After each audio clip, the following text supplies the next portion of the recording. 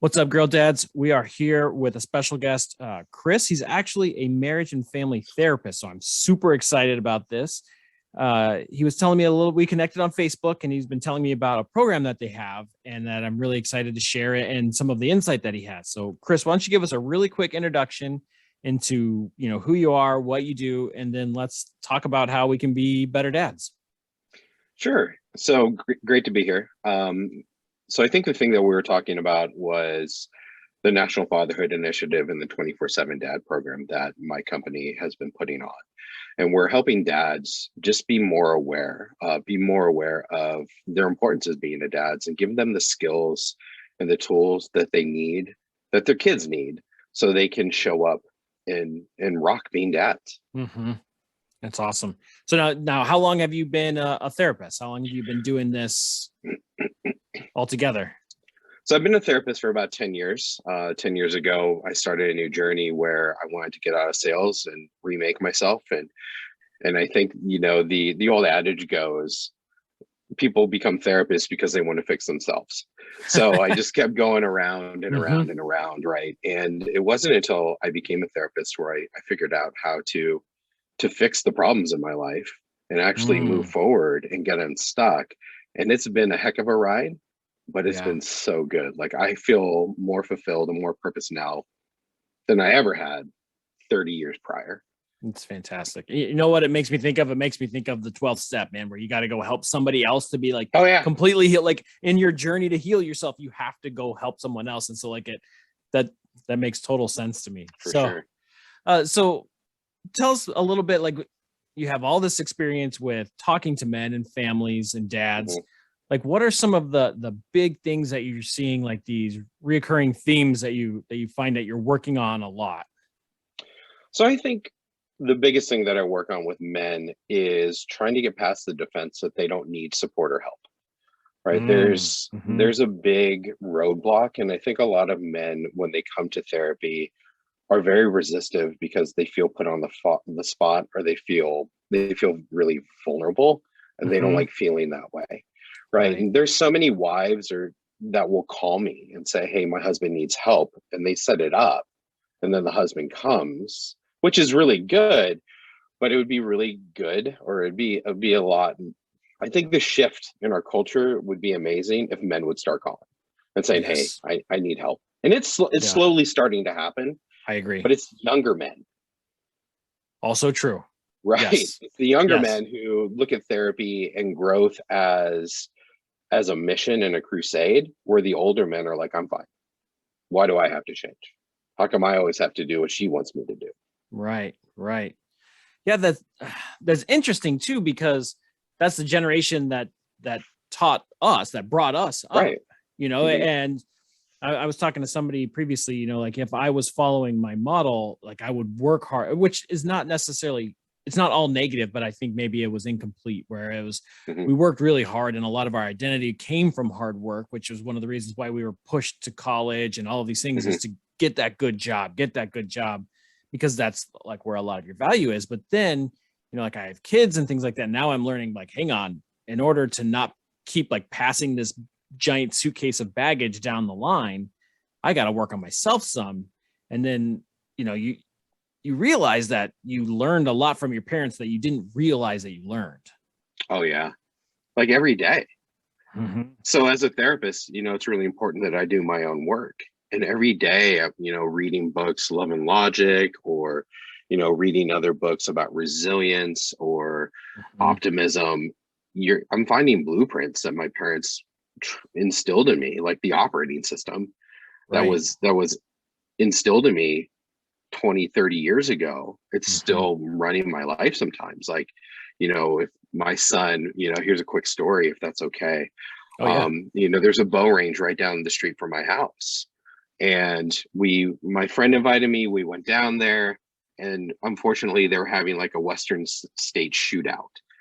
And on all the targets were these animals. And my son has a very gentle heart. He was 5 at the time. And obviously we couldn't go and participate because we don't know what we're doing. So we're leaving, and he was like, hey, Dad, I don't like this. And I'm like, what's going on, buddy? Tell me about that. And he's like, there's animals on those targets. And I don't like that. And if I would have been my dad, I would have been like, suck it up. They're Yeah. just targets. It's not a big deal. But because I have a little bit more awareness, it's like, hey, my son was seeing his pets on these targets. He's 5. Right. He doesn't have that capacity to put those two things together. Mm-hmm. So if I beat him up at 5, like, what is that doing? It's not Yeah. helpful. It's not supportive. It's going to be more traumatizing than anything else. So giving him space to grow at his own pace Right. was paramount. Yeah. Yeah. That's And I big. think that's the awareness we're talking about, right? Mm-hmm. Yeah, because there's a level of conditioning that we kind of get from our parents, whatever that looks like. It could come in the form of good work ethic. You know, it Mm-hmm. could come in not so good forms as well, I'm sure. Right. So like so do we run into things where, so we're talking about self-awareness and the things that we come up with in dealing with them. So Mm-hmm. you're saying that you see a lot of issues with vulnerability with men, and Right. why do you think that is? Well, I don't know if we've had good role models for that, like what vulnerability means. I think in studies it shows, like there's a great study about girls playing soccer and boys playing soccer. So during a soccer game, if a girl got hurt, the game stopped. Everybody went to the girl and they were like, hey, are you okay? Sometimes the game continued. Sometimes the girls went and they did something else. For boys, they would start screaming at this kid to get up because they needed the support. Mm-hmm. Right. So there wasn't this place where where this child could be hurt or be sad because of, the conditioning or the competitiveness. It's that argument of nature nurture. Like, I Mm-hmm. think boys are a little bit naturally, with testosterone, they're a little bit more Right. competitive by nature. But how do we harness that to be something that is authentic and integrated, right? Mm-hmm. Where they can use that strength to be protective and loving, not abusive and controlling, Right. because they feel insecure. Right. Right. Am I And making sense? yeah, no. And I feel like if, because that was one of the things that I've seen too, is like when I'm having to deal with vulnerability, a lot of the times, yeah, I would lash out with anger or something like that because it's kind of triggering. It's something got past my defenses, Mm-hmm. and then now I have to respond in a certain way to either keep it at an arm's distance because it hurt me before and I don't like it, Mm-hmm. or I have a negative association with it. So like alcohol was one with mine. So my dad drank when I was Yeah. growing up, and I didn't really realize it until I was much older.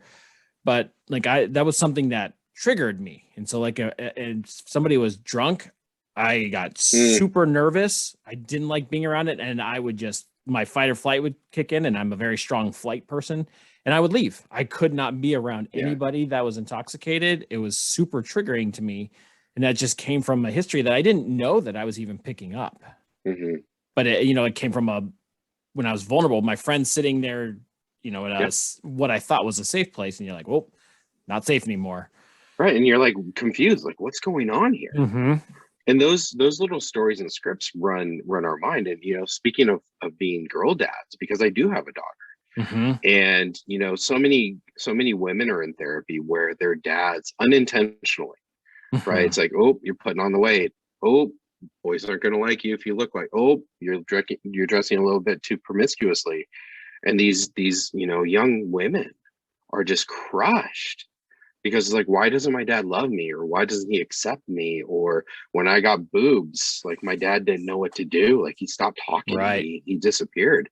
And it's like, maybe that gives me an unfair advantage over other dads because I'm getting all this information Mm-hmm. from these adults who are sitting in my office. But it's like taking those and being aware, like when my daughter dresses herself some days and she's wearing stripes and plaids and her hair is a disaster. And I'm like, you can't go out in public like that, is the thought. And I'm shutting it down before it comes out of my mouth because it's like, oh, I don't want to give my daughter that complex. It's like, just let her be who she wants to be. It'll work itself out. Right.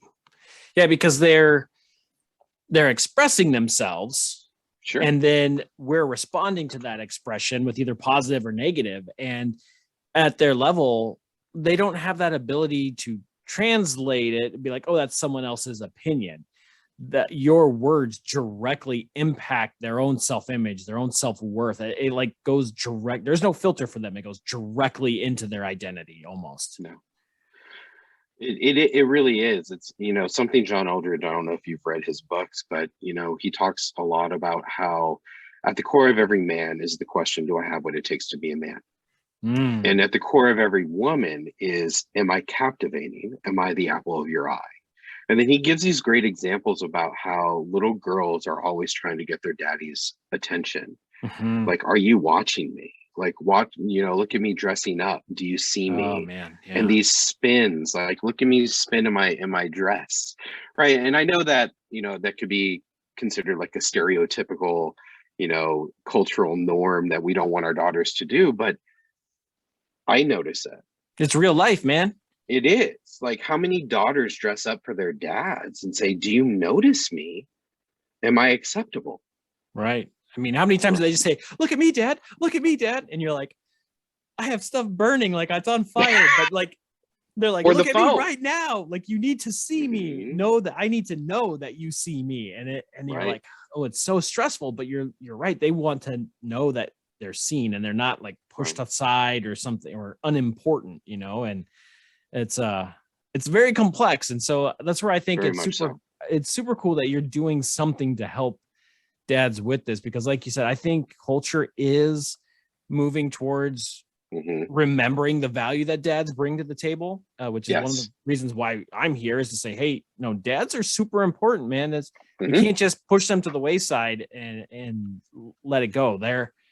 They're critically important. And so I love that you're doing a program to help dads do that, and they can kind of make that first step into vulnerability without having it to be, a quote unquote therapy or something where they feel bad about themselves. So I love that you're doing that, man.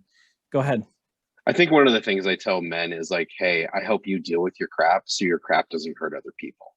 Truth, man. Right. And crap is, and I had this little acronym. It's like your confusion, your responsives, your avoidance, and your psychological pain. If you can get a handle on your crap and deal with your crap, then you're going to be better than most. Right. The men who come to therapy and do the work, they are better than most. And that's at the end of the day, what more can you ask for? Because we have gotten that narrative like dads aren't important. Right. It used to be fathers knows best, and now it's like fathers know less. Right. We defer to mom on most things. And I don't know why. Like, there's literature, there's books, there's groups. Like, they're popping up more and more. Let's get involved. Yeah, I love that. This so preaching to me, man. You're preaching to me. So if there was one thing so with your experience, with your program, all the things that you got going on for the dads listening, if there was like one baby actionable step to say, hey, start doing this thing right now, what would you get us started on? Wow, that's so huge. I would say it's a toss-up. It's like doing your own work. So either going to therapy and finding a therapist who can help you figure out your own family history and how that's playing into what you're doing as a dad, or finding a parenting technique that you can consistently do that isn't about controlling the child, but learning about how to be in a relationship with that child. I like that. Is that too vague? No, not at all, actually, because did an interview with a nutrition coach, and he's like, it starts with you first, or it started with him. He's like, I had to fix my health, and then by fixing my health, he basically fixed his family's health too. And so now his family has a good role model on health. They have examples to pull from for health. They see his journey. They see so they have a model to build on, and it started, but he had to do the internal work, then the external work, and then the relational work. And so absolutely, it makes sense to start with yourself. And I'm a huge proponent for therapy. I've been in the chair, man. I encourage everybody to, whether it's actual therapy or you need a coach, you need something. Like Yeah. I saw a stat where most men, like it was like 45% of men don't have friends, and the rest of them maybe Hmm. only have one. Hmm. And so it's hard when you're alone. Isolation is not where we're supposed to be. So if you don't have that group that you can really lean on, then go get that help, you know. Hmm. And so I encourage that, and so I encourage you to reach out to Chris, you know, and why don't you let everybody know where to find you, where they can connect with you, hear about your programs, hear about your work. Sure. So I'm in California. So with my license, I can only see people in California, but I can give resources. You can reach out to me at guideposttherapy.com. You can email directly at chris@chrisscottmft.com. And we could talk about what programs are available to you. Like, there are a lot of programs that are really good. Mm-hmm. And, my wife and I, we co-lead Love and Logic in our area.